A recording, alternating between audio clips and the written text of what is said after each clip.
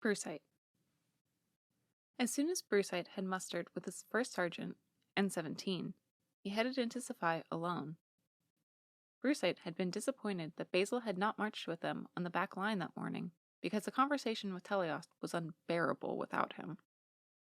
Teleos had rambled nonsensically about different baits used to attract various fish. He spoke of the largest fish he had ever caught, and the different tactics he used to hunt them when he worked for his parents. Admittedly, the information itself was mildly interesting, but the side comments that Teleos threw in diminished Brucite's attention. As well, the knowledge was nearly useless. Brucite would never need to know how to fish. He might have considered trying his luck at a pond at the end of the day to collect more fresh meat for the soldiers in their small group. However, D4 had announced that it was unsafe to venture from the party while on the road and henceforth prohibited hunting excursions unless he gave specific permission. Brucite wondered if his silent friend would be displeased with the Major General's decision. He assumed T-15 wouldn't go off hunting if he didn't enjoy it, and it probably provided him catharsis. Brucite also imagined how much hungrier he would be at the end of the day. In Sapphire, at least, he would feast. Upon entering the small city, he headed for a tavern called the Flying Lion that had rounded dormers in its roof. Mounted to the walls, 2 banners flanked either side of its door for Vetron and Coserai. Each kingdom honored the angels and demons with contrasting white and black in their banners. One had Vetron's colors on it, white, black, and heliotrope. The other had Coserai's colors, white, black, and bright crimson. When he entered the tavern, a small bell attached to the interior door handle chimed. Patrons lounged inside. An attractive waitress delivered a brass flagon to one of the groups. In a back corner, a crumhorn player improvised a cheery tune. A thick-set bartender polished a water glass behind a counter, and he gave Brucite a friendly smile to welcome him to his tavern. "What can I get you to drink?" the man questioned. "For one of Citrine soldiers, it'll be half cost." "Thank you." Brucite took his helmet off and sat on the bar stool. He considered changing into civilian clothes or stripping down to his underarmor tunic and trousers, but he was pleased to have remained in his armor. "What do you have on tap?" "We have several types of wines, a pale ale, a bitter spiced ale, a sweet cider, and a dry mead." "A pint of the spiced ale, please." "A good choice." "Are there any bad choices?" Brucite asked. "The mead tastes like piss. I don't know how anyone touches this stuff, but if customers keep ordering it, I'll keep serving it. I'm not a mead man, so I am biased." He laughed heartily and served Brucite the pint. "How much do I owe you?" The bartender shrugged and said, "The smallest sapphire shard you have will do." Brucite pulled out his traveling pouch of gems and picked out a sizable shard. It wasn't the smallest he had, but he appreciated the man's kindness and wanted to show his gratitude. "If this is your smallest shard, I need to get into the soldier business," the bartender joked as he turned the gem over in his hand once before transferring it to his pocket. "I'm headed to the back. Holler if you need anything." Brucite nodded and looked around the tavern. Light poured in through the circular windows, and through them the townspeople shuffled through the busy streets. Now and again, groups of soldiers from his party strolled by. He sipped his ale, and sent thanks to the archangel Losihe for a change, rather than Asiel. Since the crusade had set out, he had nothing to drink except for water. The change was warmly welcome, and the ale was to his liking. The spice sat agreeably on his tongue. After they had fended off the Rhysogli and brought the spawn to safety, he considered returning to Sapphire for the local ale again. While he nursed his drink, he overheard snippets of the other patrons' conversations. "Did you hear the latest news from Coserai?" "No, what's that?" "The High King has been merciful and released a few members of the Vahantry. He says they reformed while in captivity and deserve another chance." Twin women at a far table turned toward the group's conversation. "Panet has a heart of gold, he does." "A heart of gold that might get the kingdom into more trouble. I don't believe those murderers can change. He should have killed them like in the old days." "I, for one, appreciate that our ruler has a gentle heart. It is noble of him to reconcile with the worst among us." "I think it's a mistake." "If the Imperial Guards capture those men again, the High King won't give them another chance. They'll be imprisoned indefinitely after that." "That I can agree with. He's merciful, but not foolhardy. His family did not unite the kingdoms through peace offerings and gentle words."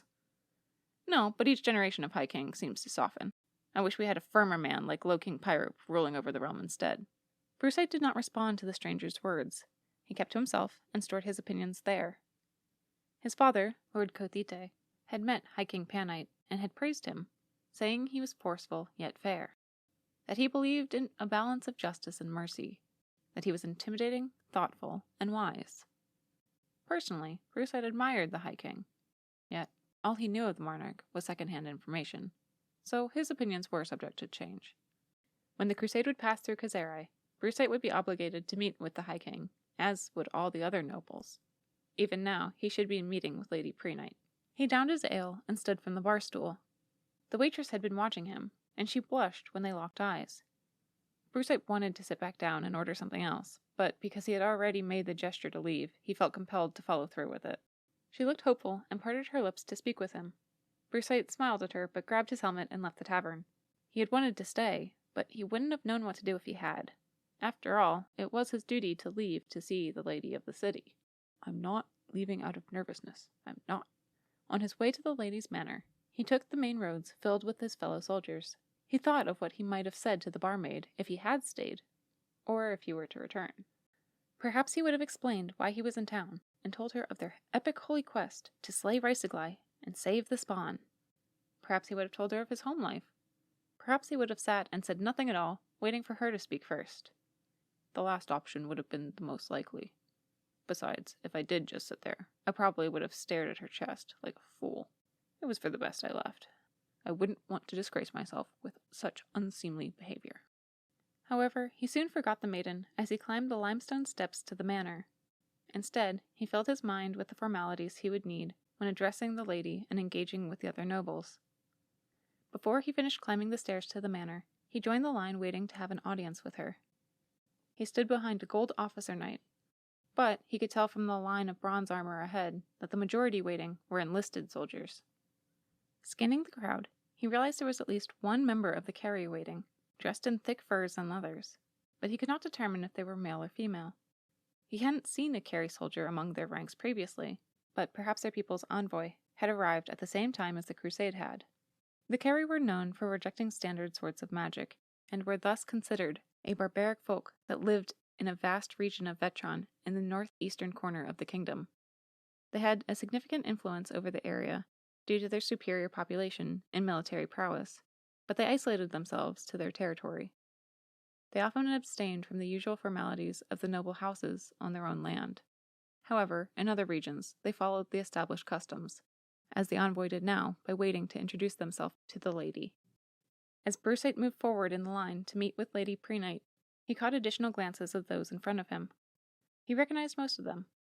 One soldier was an overnight fire tender, one was his commanding first sergeant, one was a path clearer, one was a soldier who marched right in front of him, and the last was the carry representative. Something's familiar about the woman, for the carry person was a woman. Perhaps he had met her when he had traveled to the carrier lands as a child. It was so long ago he couldn't remember anyone from that visit, except for the tribe's leader and one of her daughters. When the carry woman introduced herself to Lady Prenite, Brucite could not hear her name, but he saw her profile onwards. Her eyes were dark hickory, her full lips protruded from her silhouette as much as her small nose had, and her skin was light brown, a trademark of her people. 5 thick braids trailed around her head until they coalesced into a singular plait at the base of her skull. The tail of her hair hung at the middle of her back, and when the strands escaped the leather tie, they spun away in free waves. Had Brucite not been feeling foolish over the barmaid, he might have desired the beautiful carry woman more than any other he had ever met before then. In preparation for meeting with the lady, he shut down his interest of her. Before the older woman, he repeated the words as his mother taught him. Lady Prenite of Vetron's Furia region, I present myself, Brucite of Fonston, 17th born of Lord Guthite of Vetron's Huichu region, to you. I am in your services if you require anything of me, and I serve as the representative to my father's region, for I am currently the eldest of his children present in your domain. Brucite also offered the honorific gesture of raising his hand to touch his forehead, then sweeping his hand toward the lady with a nod to her. Lady Prenite sat on a modest stone throne. You've grown since the last time you passed through my family's manor. You are welcome here. Please enjoy my hospitality in the reception hall. Before passing on, he fixed his anxious expression. He joined the reception of the other noble members of the crusade. He greeted the ones he knew and was introduced to the ones he didn't. He had met most of them at some function or another throughout the rotations. The carry woman had left the reception before Brucite entered. Everyone else was from the more sophisticated regions. Brucite tired of the obligatory small talk with the minor lords. He excused himself and grabbed as much food as he could carry to take to a separate dining room area. He settled into a small nook around the bend of a couple corridors and gorged himself with the delicious meats and pastries. The food washed away the lingering spice from the ale, but his stomach wouldn't sacrifice the feast in favor of keeping the mold taste on his tongue until it faded naturally. As Brucite ate a sausage, his silent friend emerged from the bend of another corridor with his equipment pack. The only reason Brucite knew it was him was because of his peculiar stride. Otherwise, it could have been any enlisted soldier in full body armor from King Citrine's company. He tried to wave the man over, grunting with his mouth full of meat to gain the soldier's attention, but the soldier ignored him, as per usual. After saving each other's lives, how could he not feel the beginnings of a friendship bond? I must be a lousy judge of character to keep expecting the man to come around. Brucite finished his food and leaned comfortably against the cushions while digesting. A shriek pierced the peace. Brucite darted from the nook toward the sound and found a woman screaming in response to a scene in a back alley. A crowd formed around her, but from the manor's balcony, Brucite was tall enough to see over everyone. Blood splattered up one side of the building. It was more blood than Brucite had ever seen in his whole life. Most of it coagulated near the base of the neck of a headless soldier. Lady Prenight's guards arrived at the alley and cleared the crowd. Brucite's mouth dried, and he couldn't blink. His whole body had gone stiff. Would this fate have befallen me had my silent friend not rescued me the other night? Is it a soldier I know? Someone I've seen in passing? A stranger? The decapitated soldier's rank read Command Sergeant Major M8, and his rate was a nobility fighter, like him. Brucite swallowed his pity for the recently knighted soldier and hid his concern that someone of his same rate and background had been slain in the streets. He had to warn the Major General. Brucite fled the manor out of the city, dodging questioning glances and annoyed mutterings. His full stomach protested the sudden sprint, but relaying the message was too important. Back at the meadow where the camp congregated, he rushed toward D4's massive tent. Outside, a lower-ranking officer stopped him from entering. "What business do you have with D4?" the officer questioned. "A soldier has been beheaded," Brucite said, breathlessly trying to get the words out. "Do you have any knowledge who was responsible?" "No. Only one soldier was slain?" "Yes, the lady's guards ushered everyone away, but his ribbons read M8. "Thank you, Private. I'll pass on this information to the Major General immediately."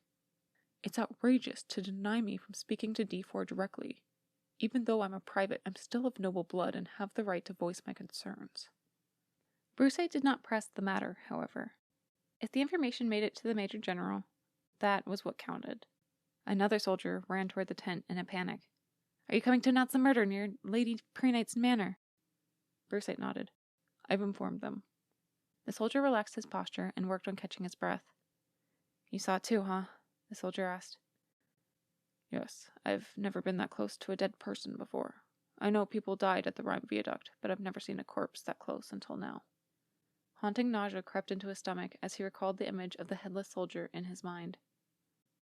This whole crusade is feeling a lot more serious. It started like an escapade, a way to travel, to get away from home, but we've got a long way to go ahead of us. The unfamiliar soldier nodded, then left him. Brucite didn't want to process anything. He tried to shut it out of his mind. How can Basil possibly exist around gore all day long? It's abhorrent. Brucite was going to throw up everything he had gorged himself with at the manor. Who was M8 close to in life? Did he have siblings? A wife and children to care for? How will they take the news?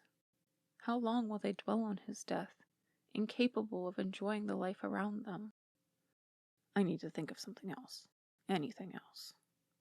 The barmaid, the carry woman, my silent friend, Lady Prenite and her delicious banquet food, my echelon muster, my first sergeant, the bitter winds that wait for us, pleasant conversations with Basil, dreaded conversations with Teleost. Each thought slipped away as soon as it came to him. His mind repeatedly flipped back to the scene. Blood-soaked armor, barrels in the street painted in red, blood splattered up to the roof of the alley building, a scarlet-sodden broom and crimson-stained crates, sopping spackle and saturated fabrics. Anything else. "Brucite, are you all right?" Basil parted from his master and had come over to see him. "I am physically unharmed, but I just met a corpse," Brucite said. I had come so close to brushing against death. Master Watercress and I examined the body shortly after the commotion cleared out. Unfortunately, we couldn't do anything. The day there is a spell tome to regrow a missing head will be the day healing magic has been perfected. Even with sorcery, my master couldn't resurrect the man. Brucite didn't respond. I apologize, I'm being insensitive. I'm blathering about healer business, and you look like a spooked ghost. I imagine, at least. I reported my observations to the authorities, but I can't purge it from my mind.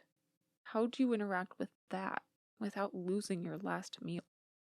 Honestly, I'm just grateful I didn't experience Emmate's death. I can't go through that again right now. Brucite didn't understand Basil's meaning. Emmate has died previously? Basil cocked a brow, as though he were equally confused. No, just in general. It's much worse to feel a patient's death, through my diagnostic spell tome, than it is for me to see a body. Though that was a tough sight, especially because the knight had recently been kind to me. But usually my patients aren't that bad off. When they are, I have to remember what Master Watercress has always taught me. I evaluate the situation in terms of medical science, and I distance myself from the implications of what I'm looking at. It took some time to do, especially since I was a kid when I started my training, but let me help you feel better. Can you relieve my nausea? Brucite asked. Yes, and your other symptoms too. Basil had Brucite sit in front of him while he cast a spell that eased his stomach, and Basil handed Brucite a few herbs from his pocket. These should help. Thank you, Basil. I cannot express my gratitude enough. Of course. Tell me, Brucite, would you like to talk about it, or be distracted from it? Distracted. What is something that brings you overwhelming joy? Basil asked. Brucite took a moment to consider what he wanted to talk about. I thought of my parents earlier today. I'd like to think of my mother again. She always knows how to make me feel better. Perhaps remembering her now will provide some relief. What's your mother's name? Leila. She's every bit as beautiful as the 4th Age's archangel, too. She's not an ability? Basil asked. Brucite shook his head. She wasn't born noble, no. She was a merchant's daughter. My grandfather never intended to have her join the family business. He planned to marry her off, so he didn't name her according to the trade. What's she like? Perfect. She's always singing around the manor, always filling it with music. Harpsichord and lute are her 2 favorite instruments, but she plays many. I'd like to introduce you to her someday. She brightens everyone's life she touches. I'd like that, Basil said, smiling. She always wears beautiful dresses, too. They're extravagant because she enjoys embroidering them herself, and she usually sings while she sews. When she stitches leaves, she might sing the nursery rhyme, Falling from the Trees. Brucite enjoyed the warm images in his memory, and they stood in stark contrast to the bleak surroundings of the camp. I can't wait to see her again. I'm sure she feels the same. Basil's eyelids drooped. Is he thinking of his own mother? What's your earliest memory of her? Basil asked. A wonky smile stretched across Brucite's face as he dove into his recollection. I was young. I found her gem pouch, and I started playing with it. She panicked when she found me with an oval-cut sapphire in my hand. She thought I was going to eat it. I can imagine why. Basil's mouth opened in disbelief. I've had cases of toddlers swallowing gems before, but none so valuable as an oval cut. I hope I'd never eat something so dangerous, and was just playing with it. But she kept her gem pouch locked up after that. With a small smile, Brucite said, Thank you, Basil. This is helping. A proper healing mage heals mental wounds as well as the physical. If you experience any prolonged period of sadness or anxiety, let me know, and I can try various meditations and therapies. But if I'm not around to help, it might do you some good to sing some of your mother's favorite songs. I like that idea, but I'll be okay. I should become accustomed to death. Brucite pulled himself to his feet. The plight of a soldier. Basil rose as well. Between the fear of being hunted and a rekindled motivation to survive for his family's sake, an idea flashed in Brucite's head. Basil, you had said once that you wished to learn the art of fighting. I still do. How about I teach you? A professional tutor taught me, so I am decently skilled, but I could use practice to maintain my skills. Perhaps if Emmate had kept his skill sharp, he might have fought off his attackers. Excitement illuminated Basil's eyes. The last time he had seemed so enthusiastic was when their silent friend had delivered a winter rabbit directly into his lap. Whenever you have a moment to spare, I will take you up on the offer, Basil said. I suppose we'll need to find you a proper weapon. There might be extra swords in the oxen carts that are now unclaimed, but since they are provided for soldiers, I do not know if I could get one for you. I don't have any weapons, Basil said immediately. If we can't procure a standard military-grade longsword, we should get you a weapon that has reach to it. We might want to build up your strength, too. I'm sure that sitting around treating patients all day exercises your mind far more than your muscles. You might be surprised. I hope I am. We could commence instruction if you aren't half as weak as you look, Brucite taunted. He pulled his longsword from the sheath and handed it to Basil, half expecting the tip to fall to the ground. Basil fared better with the metal than Brucite expected, but he lacked experience and handled it clumsily. Mirror my stance. Take it wide, and when you move, move laterally, Brucite said, trying as best he could to imagine the stance without the weight of the sword in his own hands. Place your dominant hand upon the quillion, and your other hand underneath the first, but without grabbing the pommel. It took a moment for Basil to follow Brucite's instructions as he figured out how to arrange his grip in the proper position. Now when you hold the sword, grasp it with the bottom fingers of each hand rather than the whole hand. Keep your shoulders down and back, and please don't ever let me see you resting it on your shoulder. My swordmaster bloodied my knuckles for that mistake repeatedly. How should I keep it then? Vertical, if you are to move to strike. Now, try an overhead attack. Okay? Brucite retrieved the longsword and demonstrated it. As he did, he explained, You don't want to force control over the sword with your upper fingers as you bring it down. The sword will do that bit of work for you. Now when you bring the sword down, move laterally, only after the sword has cleared a safe space for you to move freely behind it. After Basil observed the demonstration, he understood. Brucite offered the sword back to Basil. When he tried it himself, it took a few attempts to attain the effortless motion that Brucite had described. Lead with the sword, follow through with your body, Brucite said as Basil practiced. You should feel resistance across yourself, and once you do, feed into the momentum. Get a feel for the blade. Once Basil performed the motion correctly once, he had it every time. While Brucite was in the middle of explaining the intricacies of the bind, Teleost approached. Hello, Teleost, Basil said. Teleost nodded awkwardly. Why would you bother to practice sword fighting? It's easy, just don't get hit. Brucite shot Basil a pointed glance. Let's demonstrate a stance or two for Basil. Brucite took the sword and prepared for a strike. Especially after Basil had healed Teleost from the viaduct, Brucite thought he'd show some semblance of gratitude. No, I have better things to do, Teleost said, leaving in the same direction he came. What good could it possibly do for a healer to learn to fight? A lot, probably, Basil muttered cynically to himself. From behind Basil, the silent soldier strode forward and crossed swords with Brucite. Startled, the tension in Brucite's core slacked, and the soldier overpowered his balance. Once he regained his wits, he corrected his air and focused. Looking at the man head-on, he could see through the eye holes of his helmet better than he usually could from the side when they marched in rows, or when they sat next to one another for meals. His eyes had a wild look to them, and Brucite intended to rise to their challenge. He countercut to Brucite's cuts. Leverage and balance danced along the edges of the blade. Brucite recognized that the soldier must have been professionally trained as well. The man must have had wealth in his blood somewhere. Then Brucite realized that his presence in the lady's manor had made more sense. He also hails from nobility. Throughout the sparring match, the pair of soldiers kept their eyes locked on each other, using the feel of their swords to determine where they stood on the scale of control. But as Brucite was about to make his final move, the silent soldier kicked him square in the stomach. He landed with a jolt to his tailbone. His sword fell to the ground, landing in a patch of clover. Mouth gaping in outrage, he could not believe T-15 had kicked him. Beyond his damaged pride, Brucite was dumbfounded. Quickly he stood to lecture his friend. I do not know where you learned the art of the blade, but that did not follow the code of the swordsman. T-15's eyes stared flatly back at him, unwavering. Fine, think you did nothing wrong, but as a man of superior social standing, you should not tarnish the reputation of honorable warriors.